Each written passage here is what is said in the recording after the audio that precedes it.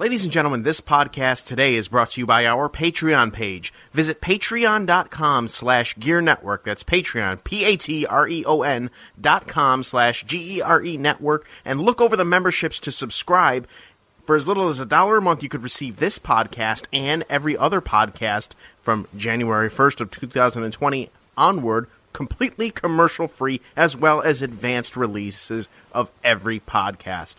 If you sign up for as little as $3.50 or more, you not only get that tier, but you also get exclusive podcasts, exclusive content, including the brand new GNE podcast, Gear Network exclusive podcast, starring me, John Cimino, of course. So, again, patreon.com/Gear Network, completely commercial-free and exclusive content. Do it right now for as little as $1 a month. The following is a presentation of the Gear Radio Network.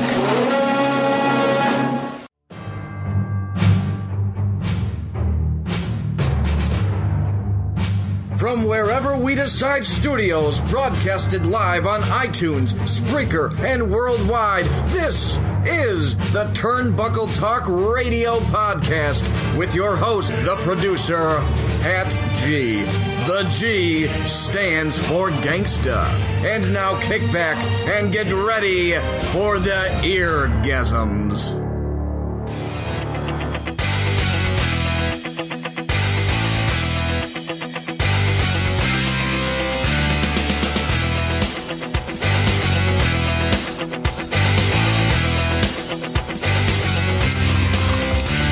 Ladies and gentlemen, welcome to another edition of the Turnbuckle Talk Radio Podcast. TTRP is live on the air, brought to you by Gear Network and, of course, GearNetwork.com. Pat G, the G stands for Gangsta, Dan Fury. As well, we're going to be talking all of things called All Elite Wrestling because they are the hot topic this week because of coming off the pay-per-view and having a dominating Dynamite show as they broke the 900,000 range in viewers. Yeah, I mean, my God, like, let's just throw all the cards on the table, ladies and gentlemen. This has been the week of AEW. Their first pay-per-view of the new year was, and Padgy and I were talking about it off air a few minutes ago. This was an Attitude Era level event pay-per-view. Every single match that we talked about last week on the podcast, it delivered in spades. It delivered in multiples of like 1,000. Holy shit. I mean, and to hit over 900,000, and Jericho's band Fozzy, Judas is the number 3 metal song on iTunes charts this week. So Judas, which is a song that's been out for almost, 5 years now, is number 3 on the fucking charts again. Just under Five Finger Death Punch and I think Avenged Sevenfold. Yeah, and that's because Jericho comes out to it. That's because everyone is saying, hashtag, we'll talk about that in a bit. Holy hell, was this a pay-per-view, man. It was. And, holy hell. And the thing is it is one of those things of we both ordered it through the PlayStation 4. Yes, we did. And it was one of the things that we paid our $50 to get the pay-per-view and everything. Now, I don't know about other services that AEW Revolution was on, but through PlayStation 4, you did not get the Dark Show match, the pre-show match, which was the Dark Order versus SCU. So I basically was seeing highlights on Twitter from that match, and that's when Colt Cabana showed up. Yep. Colt Cabana made the save. Yep. And not only that, but it was announced later that evening, Colt Cabana is officially AEW. So, I mean, a big opener for AEW is the announcement of Colt Cabana being part of AEW.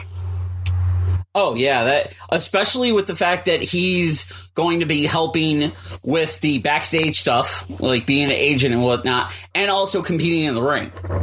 Yeah, I mean, you know, a lot of people sleep on Colt Cabana. You know, he never had that outstanding WWE run like some would. But then again, AEW is a company where you don't necessarily need an outstanding WWE run to be getting over, and we'll talk about that in a little bit. Colt Cabana is world traveled. He's world renowned. I mean, the Art of Wrestling podcast was one of the original wrestling podcasts out there. You know what I mean? It set the stage for the wrestling interview podcast that we all enjoy wherever you get your podcast. And more importantly than that, I mean, he still can go. He's still, like, if you think about it, he's not much older than like a John Cena, Samoa Joe. He comes from that crop. So the years of experience that he has, he can work with these guys who are coming in that AEW is going to be bringing up in the future for their talent, their future talent. And to sit down under the learning tree of someone like Colt Cabana would only, you know, accelerate someone's success in professional wrestling. Oh yeah, absolutely. And then, of course, the pay-per-view starts, and the opening match was Jake Hager versus Dustin Rhodes, and this was a great opening match. Like, the crowd was into it. Yeah, we were the best part about this podcast, ladies and gentlemen, is that Pat G he and I don't just jump on here once a week and just throw bullshit out there. We talk throughout the week and we message, and one of the funny parts was that we were in sync with our messaging back and forth through the event, like you should. I mean, it's the way it should be with wrestling fans. We should be experiencing this together. So, you know, Pat G's on his side of New York. I'm on my side of New York. We're messaging. Thank you, you know, interwebs for that. And the funny part is that as we're watching this match, we both agreed it was perfect placement for this kind of a match. It absolutely was. It definitely was. It was one of those matches that they had like the high spot, but they also had the solid psychology of it. They had solid psychology. I'm actually gonna go back one step before the event, even before, you know, we had Hager and Rhodes. The national anthem that was performed. Yes. Holy man! I love America. I love America so much. The woman that they had do the national anthem did it well. Oh my God! And the presentation of it, man! I was sitting on the couch in my living room, tearing up. It was so. Also, I believe I sent you America. Yeah, and also, can whoever's designing AEW sets like pass some knowledge over to the WWE and like, hey guys, you want an awesome set? Look at this. It was a very cool setup, and in fact, you know, that stage came in handy in several of the matches. Oh. Like, I love the ramp setup that they have that leads right to the edge of the ring. It's very old school WCW, which of course Cody grew up on and loved, you know, the House Dusty helped book. But I love the entrance ramp. It had the graphics that went down it to a certain point, and then the way that they had everything set up, they still had the tunnels, and it was a really cool setup. It absolutely was. And then, of course, Jake Hager gets the standing triangle choke and picks up the victory. And cool. You said the crowd was hot. The crowd was into this match from the get-go. Oh, yeah. Jump Street. They hated Hager's wife. Yep, they did. You know, like, first off, good for Hager. Good job, buddy. Yeah. But then secondly, like, one of the things that I loved was the fact that, like, she was in his corner. She was rooting her man on. And, like, every time that they would show her, the crowd would get even angrier. It's just like, oh, come on, guys. Like, and then the kiss from Dustin Rhodes, and all the makeup's left, all the paint is left on her face. And I love the shot because, like, Rhodes has got Hager in the corner, and that the camera angle is just wide enough where you see her standing there with her mirror and the makeup wipes. Oh my God, yeah, like, they put that match together beautifully, and of course, why isn't I'm here for Jericho's bitch the #1 selling T-shirt on Pro Wrestling. Oh, yeah. He's right. Yeah. That was some classic I broke Wahoo McDaniel's arm letter print shit right there. It was great. Dustin was playing the mind games. And it was an interesting choice for a finish because he could have gone with like an ankle lock. He could have gone with something, but a standing triangle choke.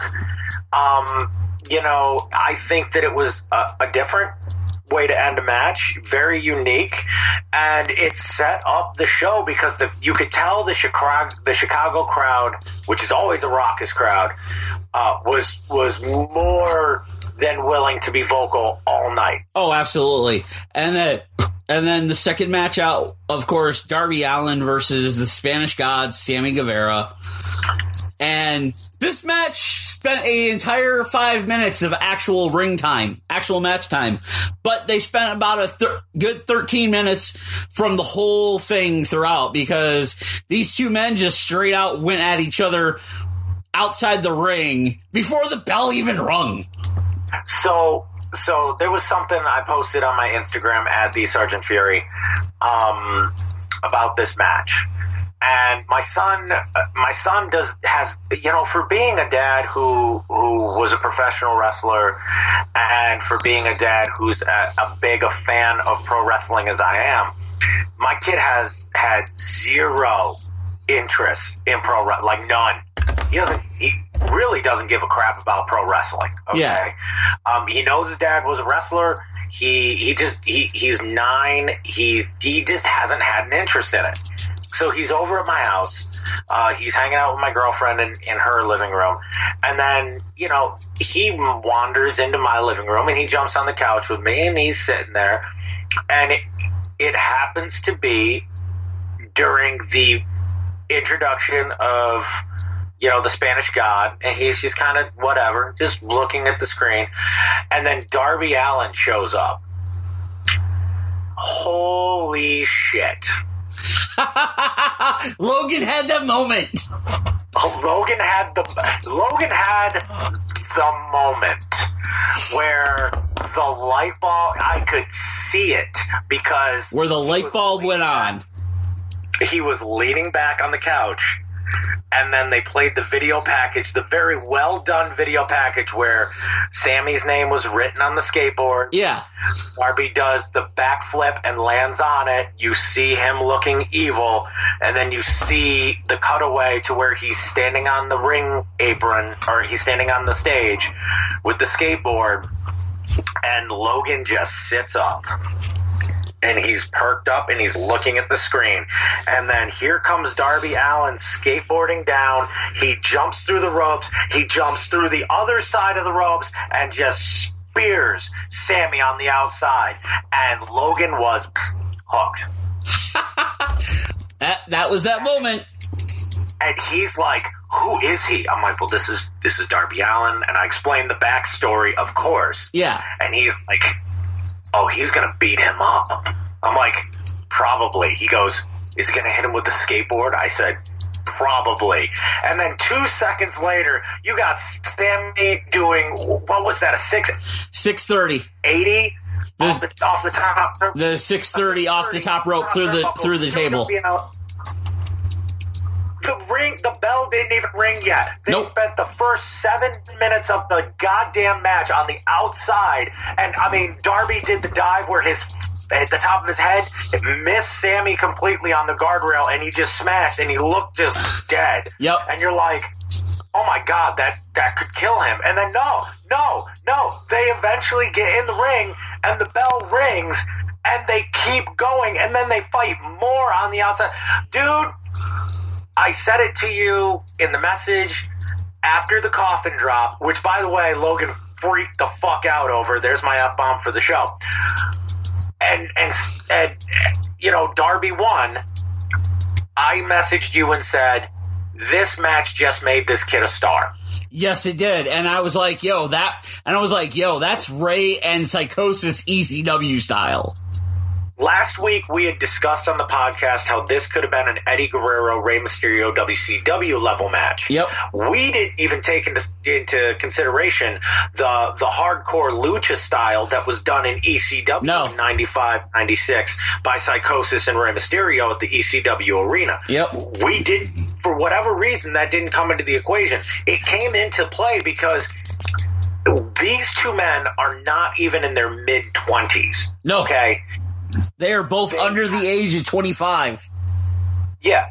They have years left to go, and they are at a level of success, and even more so, a more potential level of success with AEW as it continues to grow. Sammy is in one of the best factions that you can be under the learning tree of Chris Jericho. Yep, and Darby Allin has been taken under the wing of Moxley. Exactly. So you are going to have these guys instantly. Their credibility is going to go up.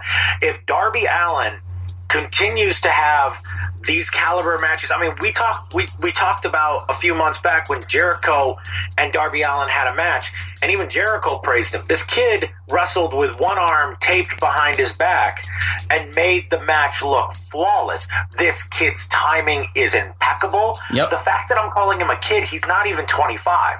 Like he is 22 years old.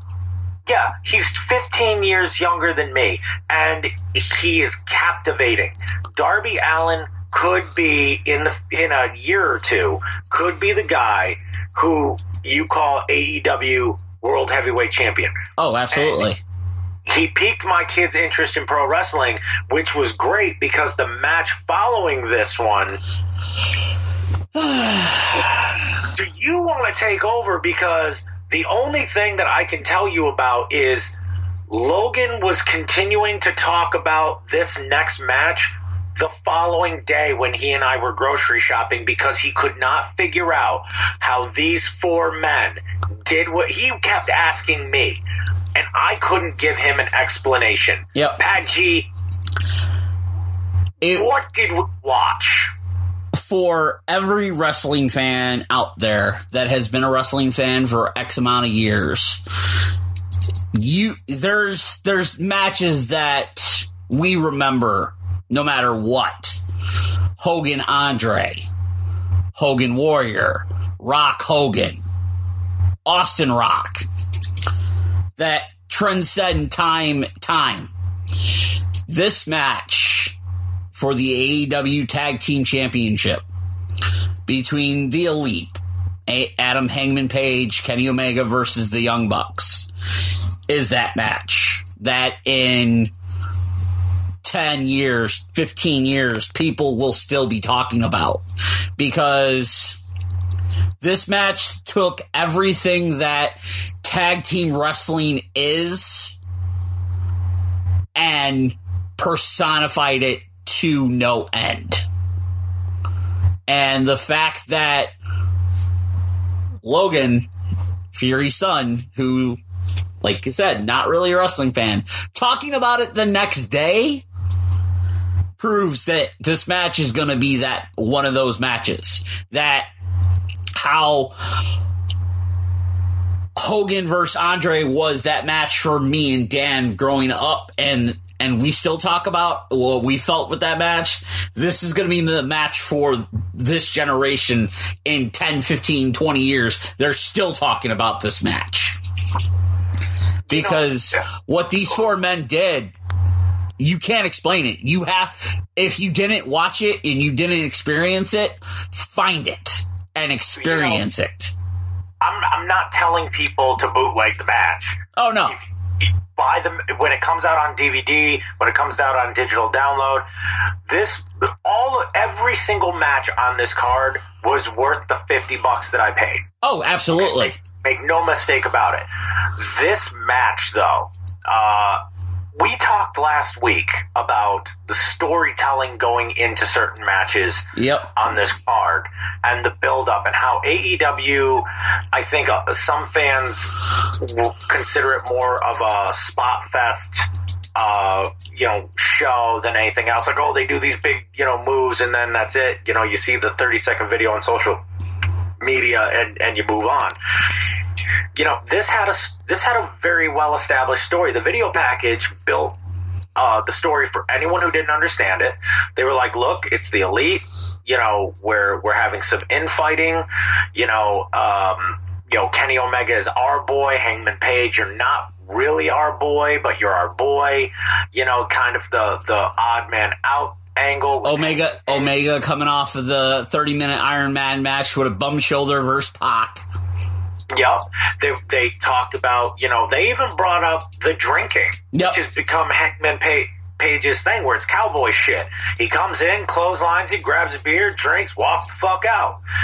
It's like they even called in his, quote, drinking problem. You know, they alluded to it. And the thing that really got me was, okay, you built a story. What kind of match are you going to deliver? And then they delivered the storytelling match. They delivered a wrestling match. The Young Bucks kind of had heelish tendencies. The thing that they really built upon with this was, although there is a friendship, when titles are on the line, tempers were flaring. Oh, yeah, absolutely. And really the tempers were with Hangman Page.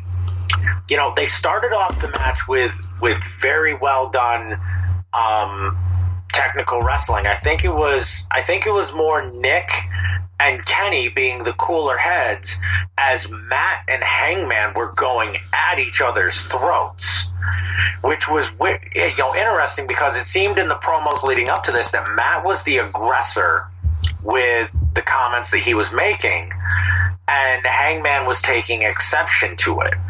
And that came out in the match. That also came out in how Matt acted towards Kenny, because, you know, we talked about the heavily K-taped up shoulder of Kenny Omega, yes, from his 30-minute match with Pac. And, you know, there was this moment, brilliant moment, by the way. I don't think the Young Bucks, WWE fans like to poo-poo on the selling jobs of Nick and Matt Jackson, the Young Bucks. They like to say they're spot monkeys, they don't tell stories, blah, blah, blah, blah, blah. Well, in this, there was a subtle good moment where Matt lost his temper and started tearing off the shoulder tape of Kenny Omega, and the crowd turned on him. Yep. And then he stood there for a second looking at the wad of tape like, oh shit, this is my boy. And like, you could see where he was disgusted with himself, and he was looking around the arena at people booing him. Yep. And it was that subtle moment of storytelling in this chaotic fight for the championships that really made this a match that wasn't just a match. It was brilliant storytelling. Oh, absolutely. On the part of the guys involved. Absolutely. And the thing is after Omega and Page won the match with Adam Page of all sort using the one-winged angel.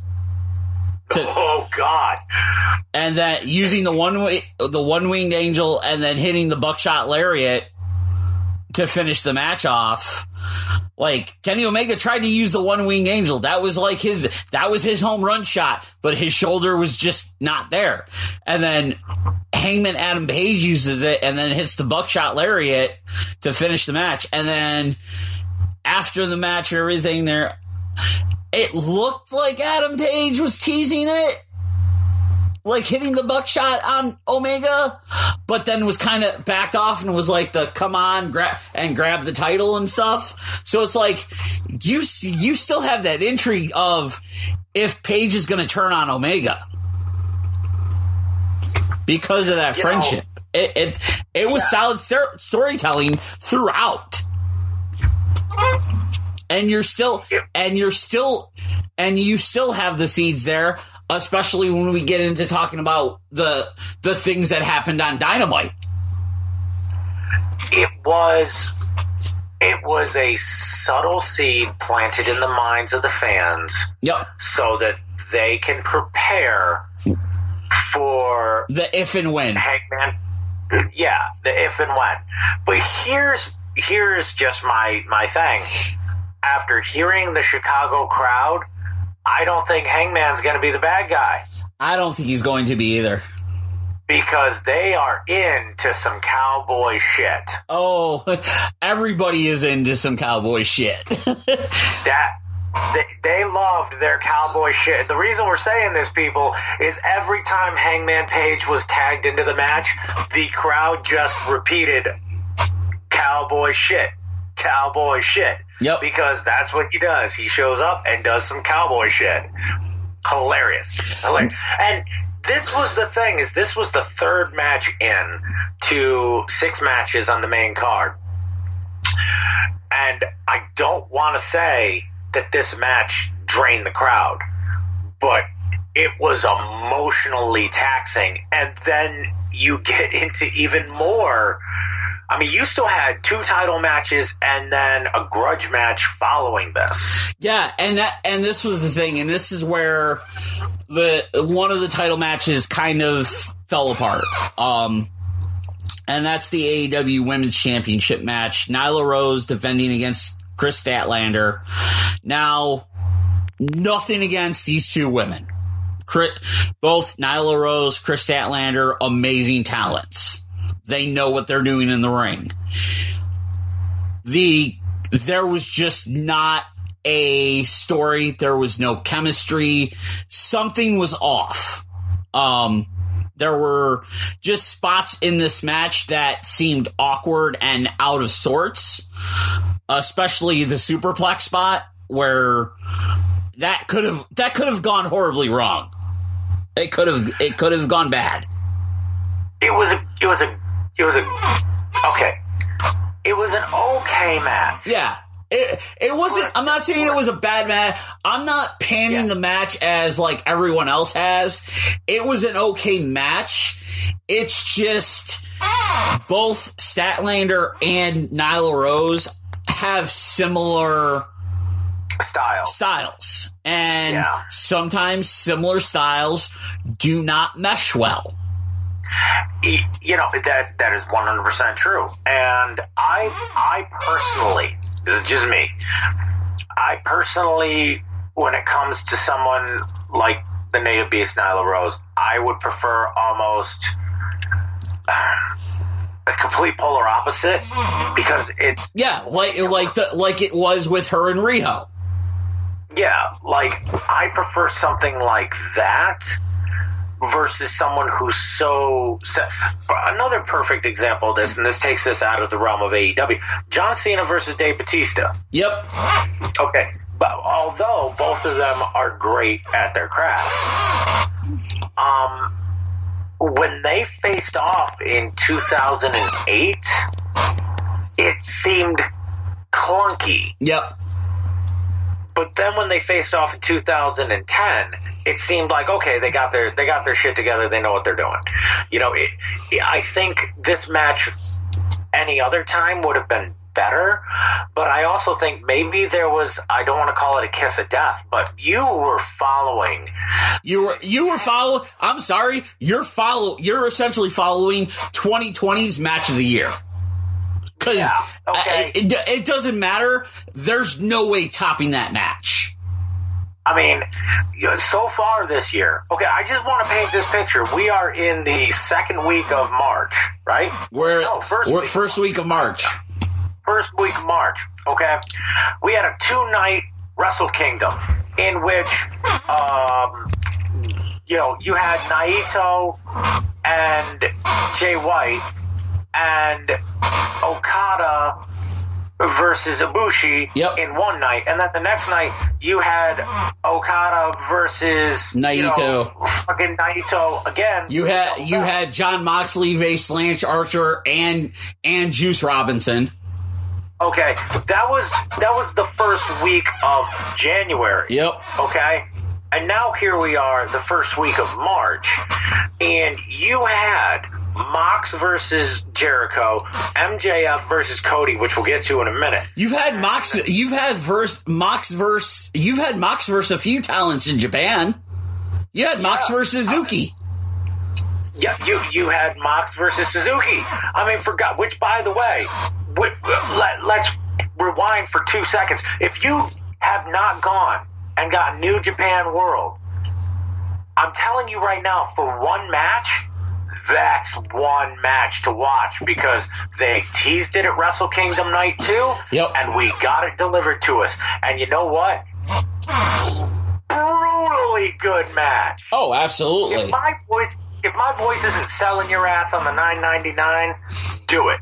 Anyway, so then this is legitimately, we haven't even gotten to let's also not ignore. Okay, sorry if anyone is like, hey, what the fuck? You got Drew McIntyre winning the Royal Rumble, going over after we had the return of Edge at the Royal Rumble. When we're having the build up to Edge versus Randy Orton at WrestleMania, which is being done picture perfectly. Okay, wrestling isn't even into month number 3 yet, and we are getting the Bucks versus Hangman and Omega in Pat G's correct. This could already be match of the year. Yeah. The election may already be over, but then we get to talk about Cody versus MJF, which,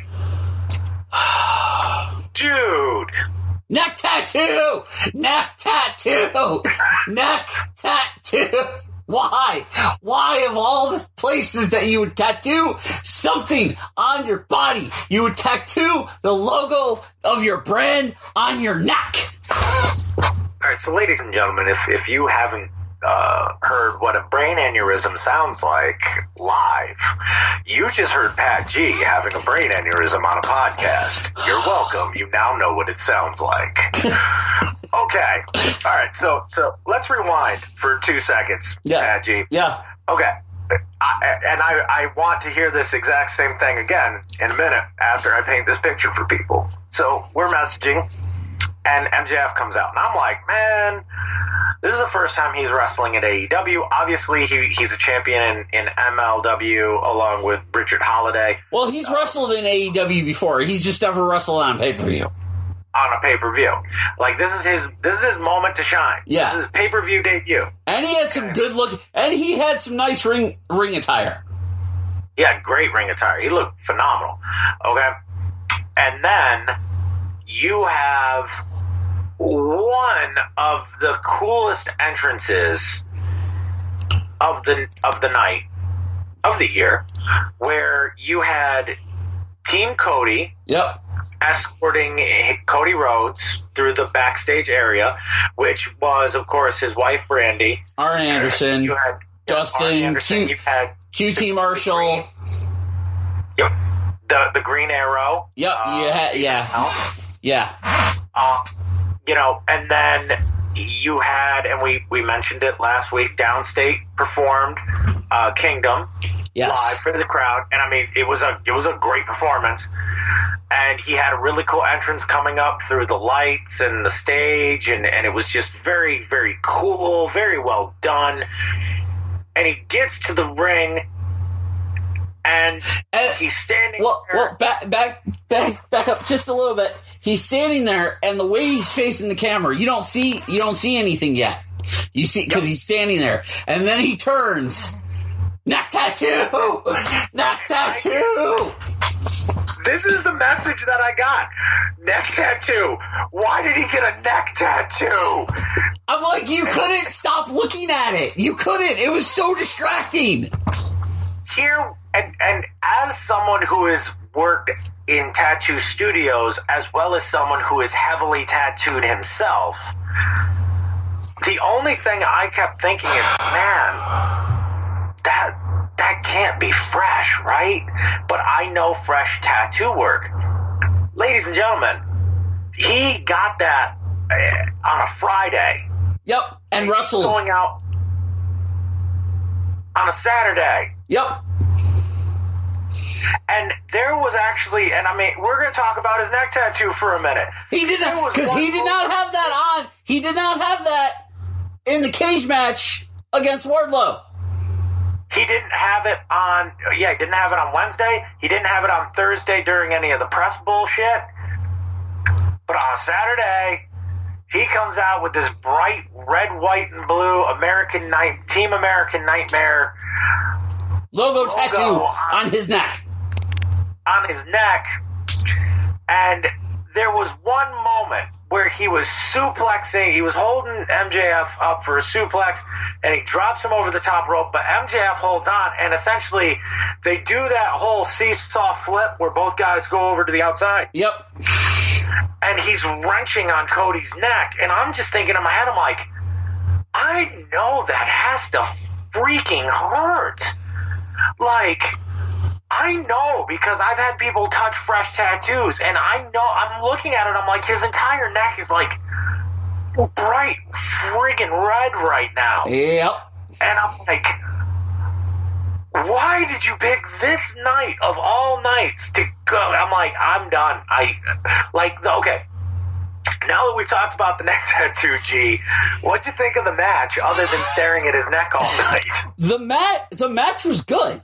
Like, I'm not saying that the match was not bad. It was a good match. It was exactly what everybody wanted it to be. Cody getting his ups on MJF. But the thing is MJF carried his weight more than enough in this match. And that's the thing. Cody was so focused on getting the win no matter what that he fell victim to nefarious tactics because that's just MJF. I'm sorry. There's no heel in the wrestling industry today that can touch MJF outside of Randy Orton. And in fact, this actually played into a recent event that took place the following day at an autograph signing, and I wanted to talk to you about it because I wanted your opinion. Yes. A father brought his son to an autograph signing with MJF,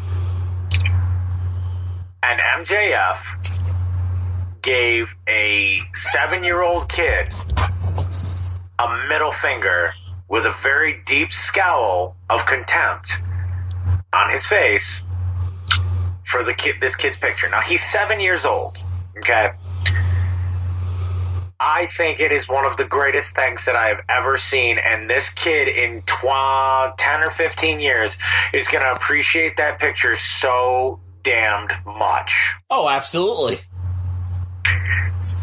The father complained on social media, and TMZ asked MJF about it, and MJF's exact quote, "Fuck them kids." You know what? He's the best heel in the business right now, in my opinion. Because he's not trying to break character and be like, I am sorry, that may have been inappropriate. He's like, nah, he's doubling down. He's like George Carlin in '94. He's like, man, fuck the children. Dude is phenomenal in and out of the ring as a heel. Oh, yeah. This is the thing. With MJF is just being MJF. And this is the thing, is, to be honest, we have all said it. Kayfabe is dead. Okay? Kayfabe has been dead. Kayfabe will be dead. It will stay dead. There's no doubting that. But the fact that MJF is going beyond the means of that prototypical I'm a heel, I'm gonna stay heel thing, and just he gets asked about it and he goes, fuck them kids. That's just like, yo, that's great, because it's like, I want you to hate me. Here's more reasons to hate me. Not only is it more reasons to hate, but for my money, I like the fact that he's going out there and he's just straight up saying, no, I'm not going to be one of these heels that like does heel shit and then apologizes for doing heel shit. It's his job. Yep. You know, and there's going to be those detractors that say, oh, well, you know, he's just a kid. Okay, I was just a kid when Earthquake squished Damien on Superstars. No one cared that I was crying. Okay, I was just a kid when Jake the Snake Roberts released a Cobra on Macho Man Randy Savage's bicep, and I was watching it. No one cared that I cried then. You know what? No one cared that I got scared like all crap of Papa Shango cursing the Ultimate Warrior. Yeah, and he was throwing up green pea soup. No one gave a shit about our feelings then. Vince McMahon didn't. You know what Papa Shango would have done if he would have met us in real life? Put a voodoo curse on us, and I would have been crying to my mom, being like, Papa Shango put a curse on me. Exactly. You know what? Raise your kids right and tell them, hey, boo him louder next time you see it. And actually, the unedited photo is out. Yes. And the kid's face is crushed. It's so sad. It is. It's hilarious. It is. It's hilarious because I'm like, yo. Because this is the thing, is I'm sitting there going, one, that child is crushed. Two, in 10 years, this kid's going to have this picture and go, this is the greatest moment of my life. Because I had a bad guy do something that a bad guy should do. And yeah, and then on top of it, I see the picture. I know exactly, and I'm going, yo, if I was that kid, I'd be like, I'd be crushed, and then I'd be mad, but then I'd be like, yo, whoever faces you, I want them to crush you. Like, you just go, no. Because I'm going to say this. Was I the biggest Hulk Hogan fan? No, I wasn't. I was not a big Hulk Hogan fan. I never have been a huge Hogan fan. Did I like Hogan? Yes. Okay. He was the guy that beat everybody.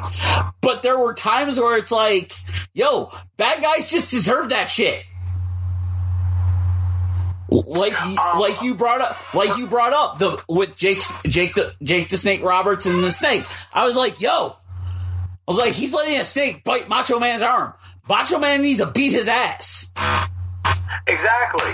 And in fact, Macho Man didn't even get a chance to beat his ass. Undertaker beat his ass for us. Yeah. And there you go. Undertaker used to make little kids cry when he came out to the ring. You know what happens now? Undertaker gets cheered by the children. This is an undead wizard who launches lightning bolts at kids. And you know what he does now? Takes pictures of nutritious food on his Instagram with his wife. Yes. Ladies and gentlemen, we've said it a bunch of times. Kayfabe is dead. Undertaker has an Instagram.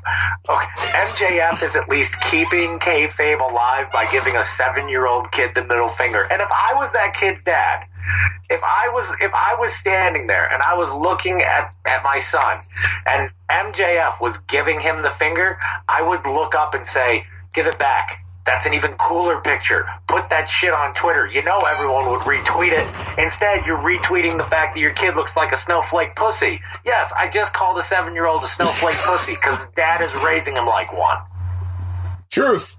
That's truth. Because to be honest, I'm sitting here going, you know, honestly, if that was Dan and Logan, Dan would look at Logan and tell Logan to give it back to him because that would be the cooler picture. That would be the cooler picture. And in fact, I would take the heat from his mom just to say, yes, I brought Logan to meet MJF. Yes, he gave MJF the finger back. Yes, I put it on Twitter and Instagram, and god damn, it got thousands of likes. Not saying that's great parenting, ladies and gentlemen. Let's face facts. It's not. It's not, but in the sense of wrestling, it is. It is. Now, we go from a great match like that to a bigger debut. Yes. Dude, dude, let's talk about Pac and freshly squeezed Orange Cassidy. Yes, the Orange Cassidy making his debut in a singles match. And this is the thing. Orange Cassidy is the most over thing in professional wrestling right now. Outside, he's great. And the thing is Orange Cassidy got to show off more of a complete picture of what he's able to do in the ring this match. And then it was proof of how much more dangerous Pac is by the simple fact of the way Pac ended the match. It is locking in the submission and forcing Cassidy to go to sleep. Yes, and not letting go. Yes. Not letting go. So the thing about this match that I was thrilled about was the build-up for this was Orange Cassidy is going to try this time. And, you know, his best friends were like, he hasn't even tried 1%. You know, which is kind of funny because it reminds me of those Shaggy memes, you know, like imagine if Shaggy used more than 1% of his powers, the universe would be destroyed. You know, it kind of makes me chuckle. But the bastard Pac comes out, and I mean, he's so good. And this was the Pac that I wished I would have seen in WWE. You know, this aggressive, you know, he had a little bit of that in 205 Live, but we really didn't get a chance to see all of it. You know what I'm saying? So Orange Cassidy, I feel, was the perfect foil for him in the fact that he still came out as him. Yep. You know, from wherever, weighing whatever, freshly squeezed Orange Cassidy with the sunglasses on and the jean jacket and the shirt of himself with his hands in his pockets, not caring. And the best part was, if you haven't seen him in this character, if this is the first time, he was able to do technical wrestling moves with his hands in his pockets while telling a great story, and Pac actually went along with it. Yep, he absolutely did. Sold that shit. Yeah, to be honest, Pac doing everything that he did in this match made Orange Cassidy more over. You know, it was if I were to pick the two people that came out smelling like roses on Saturday night that we have talked about and we're waiting for that aha moment, Darby Allin and Orange Cassidy. Yep. It was their moments. And then, of course, the main event of the night, the AEW Heavyweight Championship match. The challenger, Jon Moxley, challenging the champion, Le Champion, Chris Jericho. And boy, the entrances were amazing. So I'll let you do Mox. Moxley just straight up coming from outside the arena, through the concourse, through the area where they open up and let everybody that has ringside tickets, floor seats, go through and everything. And he comes through to his music, and it's just great. It's just this renegade against the system wild man. And that's what Mox is. And that's what Mox is. He's anti-authority. He's anti-system. He's the guy. And then Le Champion. So big kudos to Meredith Bell and the Inner Circle Choir. Yes. Because this started really on the Jericho Cruise, part 2, with the video that surfaced of the crowd singing Judas. And it was an organic moment, and it has continued on AEW Dynamite to the point where, like I said earlier, it's now the number 3 metal song on iTunes. and you had a choir sing Judas so beautifully. And I was sitting there on my couch watching it, and as a Jericho mark, I just was flabbergasted because Jericho's had some cool entrances in WWE. Jericho has had some cool entrances in New Japan. He has had some cool entrances so far in AEW. This is probably the coolest Jericho entrance because it does not get any more GOAT level than a choir beautifully singing your song that you performed with your metal band while you were going out to defend your championship for a company that you've helped build over the last year, okay, and give it notoriety. And then, to top it, when he walks out, the crowd sings his song again. Yep. And it was when the Painmaker, well, he wasn't even Painmaker, he was Le Champion. Chris Jericho walked out to the ring. That crowd in unison is singing his it was awesome. And how do you top those two entrances? By having one hell of a story told in the match. Oh, absolutely. From the story between the two men, like in the match, Moxley wearing the eye patch, getting busted open, the inner circle interfering, and getting caught by Aubrey Edwards was amazing. Though I will say she embellished the throwing out sign, which was funny, and added to the match. The fact that when you got down to it, Jon Moxley all of a sudden pulls the eye patch off and goes, "Ha ha! I have sight of both eyes," was phenomenal. Because the look on Jericho's face when he turned around and realized it, Jericho knew he was done. And it was a moment where he stopped for a second, and it was like, oh. And then, boom. You have a new AEW heavyweight champion by the end of the night in Jon Moxley, which solidifies, and mind you, okay, let all kudos to Chris Jericho, the GOAT. I mean, words can't describe the career that he's had. But let's talk about the last year of Jon Moxley. Okay, at this time last year, he was getting Claymore kicked to shit all over the place in the build-up to WrestleMania last year. Because his contract was coming up. We all knew it was over. We all knew Dean Ambrose was leaving. Okay? They had the Final Shield pay-per-view. They had the Final Shield event that they had on the network, exclusive thing, whatever, the $500 payoff that he got for that, allegedly. Okay. Then he goes to New Japan, becomes the United States champion.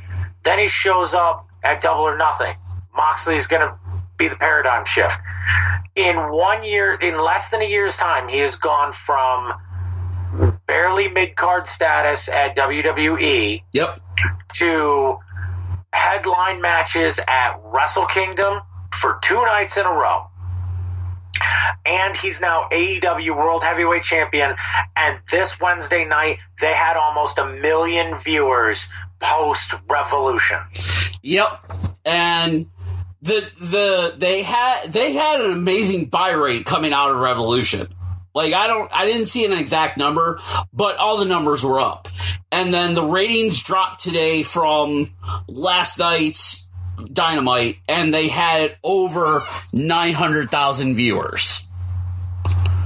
Almost 1 million viewers view Dynamite. And then on top of it, the episode of Dynamite was amazing because it was the fallout of Revolution. You have the Inner Circle come out, Jericho cuts the promo and saying that Moxley's basically turned them into a hit squad, and he doesn't matter and it didn't care who you were. If you got in their way, you're getting taken out, which led to brawls all night.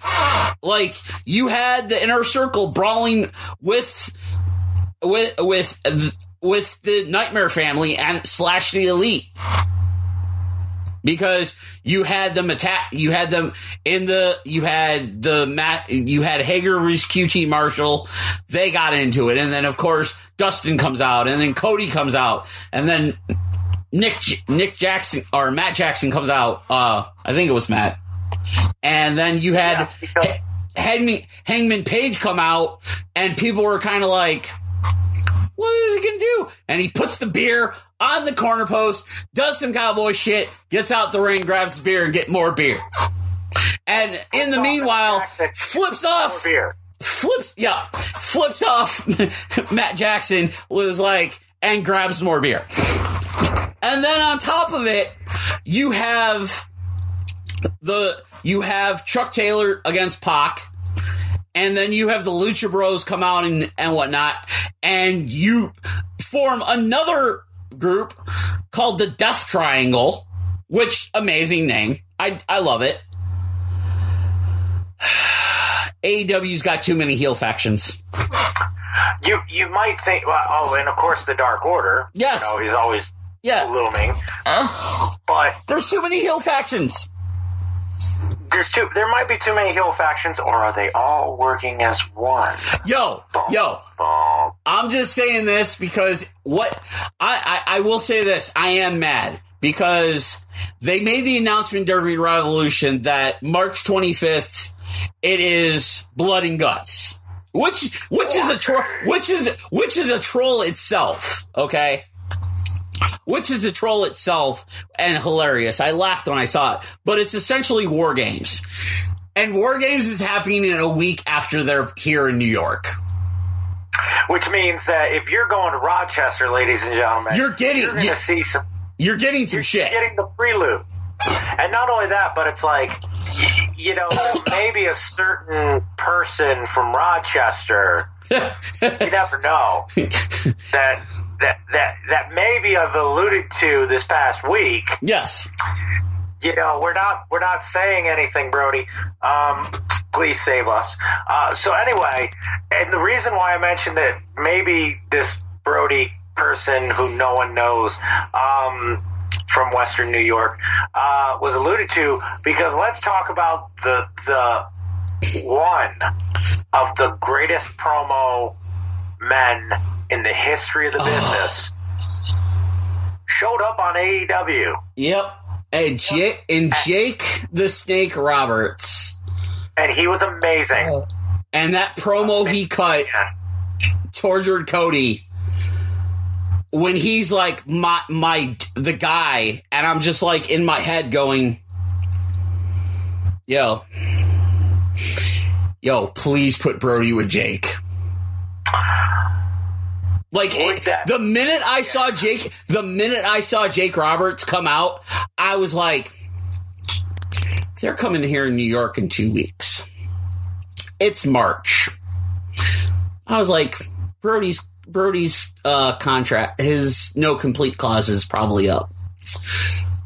Yo, Brody with Jake Roberts, oh my God. Because Jake Roberts, you would imagine that Jake would come out and be the good guy. Yeah. With the story of his resurrection. Yep. And, his growth after DDPY, and, his time in the accountability crib under Dallas. And in getting turned around, and then getting the Hall of Fame induction, rightfully deserved. Variety. Yeah, you would think that Jake was coming out to do a Jake good guy, like, you know what, you're going to come back just like your father did. And instead, Jake goes heel, which was great. Jake goes heel, reminds everyone why Jake the Snake is the best heel, and calls Cody a bitch. Yep. and then says, I'm not here for, a piece of the pie. I'm here for your piece. Your share of the pie. And it's like, and he's a client. Yep. And it's like, okay, so who are you who is Jake working for? Is he part of the Dark Order, or is it something bigger?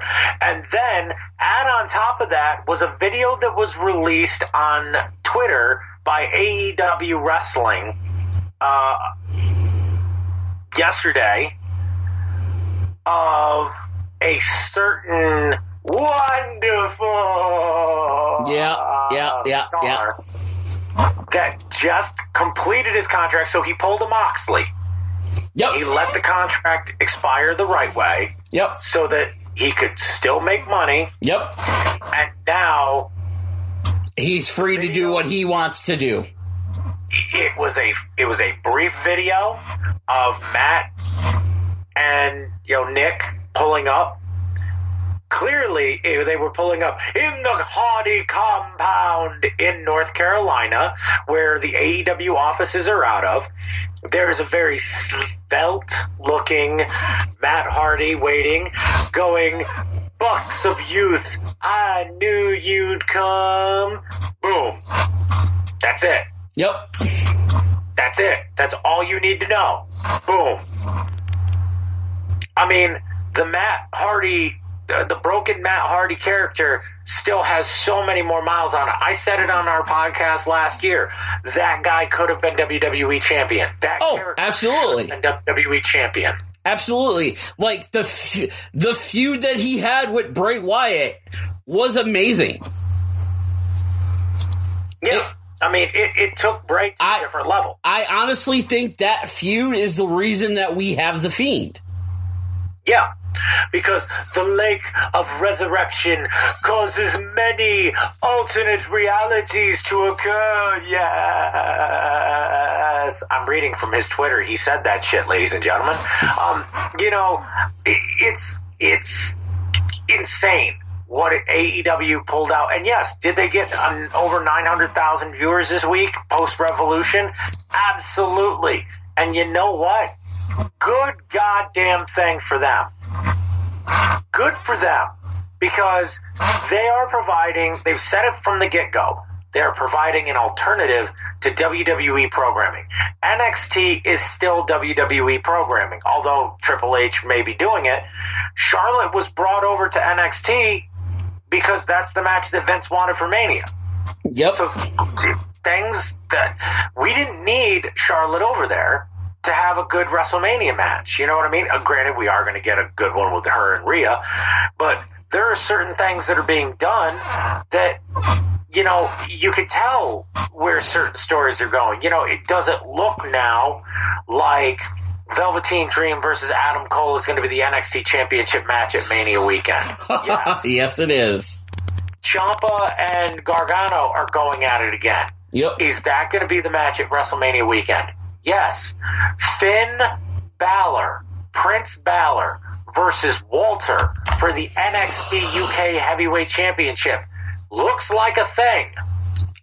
Yes.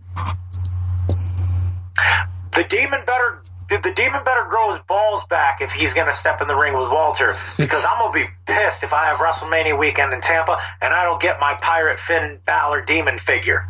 WWE. But anyway, I can just imagine the message that I would receive the night of Takeover or Mania, wherever they decide to have that match, and Balor comes out just normal Prince Balor look, no demon pirate, no nothing. I could just imagine the message. Oh, it's going to be filled with middle fingers and scream faces. I mean, I'm just telling you. Oh, I already know. I already know. I already know. Shit right, WWE. Give me my fucking figure. But, dude, AEW, I think, knocked it out of the park. And I know absolutely. I don't want to sound like one of those fans that's like being all pretentious and, a wrestling snob, like, oh, AEW is far superior. No, they're not far superior. They're a different thing. You and I are both music fans. Okay, I love Metallica. Metallica's my number one band. Have they put out some shitty music? Yeah, I can admit they put out some shitty music. But that doesn't mean I'm not going to listen to Dr. Dre or Snoop Dogg when I want something different to listen to in my Jeep. Yeah. Like, and this is the thing is, I was raised up on country. I was raised on country and classic rock. Like, I do I listen to like heavy metal and stuff? Yeah, I do. But like, there's some bands that are out there that I don't care for. I won't listen to just because I don't care for them. But there's times where, because I grew up where I did in Buffalo. Yeah, if I'm driving somewhere and I feel like busting out freaking NWA, I'm gonna bust out NWA. Yeah, exactly. And then get the looks from everybody like, yo, why is this white kid listening to fuck the police? Because every once in a while you have to say fuck the police coming straight from the underground. But no, I mean, I think AEW definitely hit it out of the park. Absolutely. Will I purchase another AEW pay-per-view? Yes. You know, we talked about it last week. You and I were pretty much in agreement, 100%, that every match on this card was a great match on its own, but then you put it together, and the way that they booked the card and the way that everything was done, it was meticulously plotted, and you could tell that there was rhyme and reason behind where the certain matches were. Yep. and why they went the way that they did. And the lasting image for me of that pay-per-view is Jon Moxley holding the championship belt with the Mox shirt. I was there, you know, with his orange name spray painted over the title on the shirt, and him giving a genuinely heartfelt speech where it's like, you know, I told you guys a year ago, just come with me and we would take over the world, and we did. Yep. And then on top of that, you look at the MJF promo. Oh God. Jesus. You look at the MJF promo, and MJF's like, I'm done with you, Cody. He takes a jacket off, and he's got the t-shirt, I pin Cody. He's like, I'm moving on. I have a bigger fish to fry, and that is the AEW World Championship. I am the only undefeated man in AEW, which in most wrestling storylines, that's how it should be. When you're the guy that's undefeated, you're the guy that should be going after the title. That's what MJF is doing. I'm sorry. Yeah. MJF is the best heel in the business right now, and he's a man, and he's making you hate him, but he's making you respect him at the same time. And this opens up stuff that we could easily get elsewhere. And I mean, you know, not for nothing. And the you know, just putting this out there for wrestling fans. This has been more than an opportunity for people to re-watch wrestling again. If you didn't like it, if it's gotten kind of kiddish, if you don't want to see giant styrofoam fur-covered spiders on your wrestling program, and you think your characters are a little bland, try out AEW. You might like it. You know, it's new, but it's familiar. It's fresh, but it's something you know. Or if you don't want to watch just a simple throwaway pay-per-view because, hey, we can't tell stories. Hell, find Revolution online somewhere and order it and watch it. Yeah, because this, hands down, was one of the bell-to-bell, match-to-match, one of the best pay-per-views I've seen in a long time. And I mean, and we get cards from NXT, and we get takeover pay-per-views from NXT that are just so beautiful. Yep. So beautiful. But even them, they have some matches where you're like, that's good. Okay, what's next? Yeah, exactly. You know, I would, of the 7 matches on the main card, 6 out of 7 were great. Oh yeah. One of them was good. I consider that a victory. Oh yeah. Out of the 7 matches that they had, out of the 7 total matches that they had, 6 of the 7 were good. Were very excellent. One was good and could have made that thing had they had a little bit more time, like together leading up to it. But it's not a bad start for AEW in 2020. No, and we also have one other thing. We have the toys. AEW's got merchandise, folks. AEW's got action figures this year. I mean, a year ago, you had detractors saying, "Oh, they're not a wrestling company unless they get a network." Well, they got a network. Yeah. Oh, they're not a wrestling company unless they get pay-per-view. Well, they got pay-per-view. Oh, well, they're not a wrestling company until they get something else other than T-shirts as their merchandise. How about action figures and champagne? Yeah. Oh, well, what's next? A video game? You guys want a video game? Because guess what? You're real close to a video game. Yeah, they're very close. So AEW, I'm going to say this. AEW is on the rise. And the thing is Tony Khan, who had the post-conference from Everell Revolution, has said that he's not looking to move to Monday nights. He's perfectly fine being on Wednesdays. Although some of the other content from the post interview for Revolution led to other things being said by people and everything. That's something we'll get into next show and we'll discuss. But for now, I think we're going to wrap it up on this AEW specific podcast. We've done shows where we've gone specific, where we've only focused on one or two, like one main company. This was AEW's time because they had a hell of a few days. They did. I mean, dare I say, probably one of the best kickoffs for a company in a very long time. And I mean, ladies and gentlemen, do realize that it only took WCW Nitro less than 8 months to just destroy WWE in the ratings for 83 weeks. They had to get established. They had to find a storyline that fit. And the thing is with AEW has like 4 or 5 different storylines that are going on that could all intertwine on March 25th. Plain and simple. I'll be tuning in. So I definitely will be tuning in. But thank you for listening. As always, for Dan Fury, I'm Pat G. We will catch you next episode. And of course, keep it locked on the Gear Network and of course TTRP.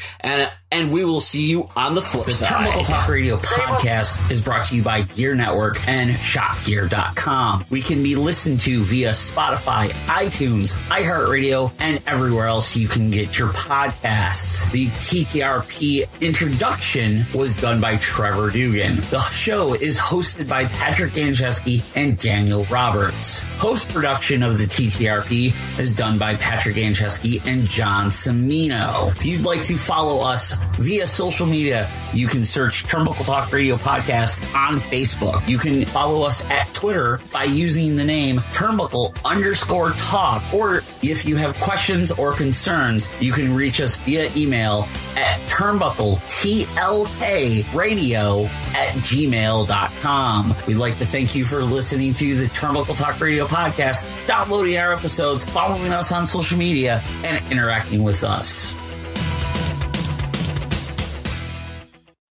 The preceding presentation has been brought to you by the Gear Network.